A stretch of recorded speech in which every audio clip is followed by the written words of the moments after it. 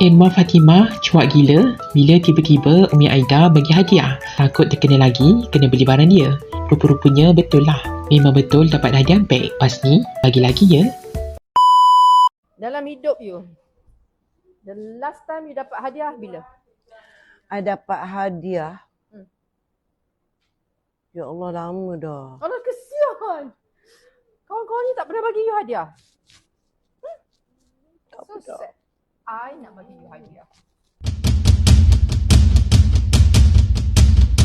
Apa tu? For you. Apa ni? Buka lah. Mus bom. Ya, mak. Ada mak. Ui, aku cakap oi. Handbag. Oh, cantik. Kan hang kata Ni suka I warna hitam. Kata hang nak warna hitam. Hang suka tak? Hang kata hang nak warna hitam. Lu cantik, aku suka. Kan? Ni berapa ringgit ni kau beli ni? Kat mana kau beli ni? Kau jual ke? Kau tak laku kau bagi aku ni?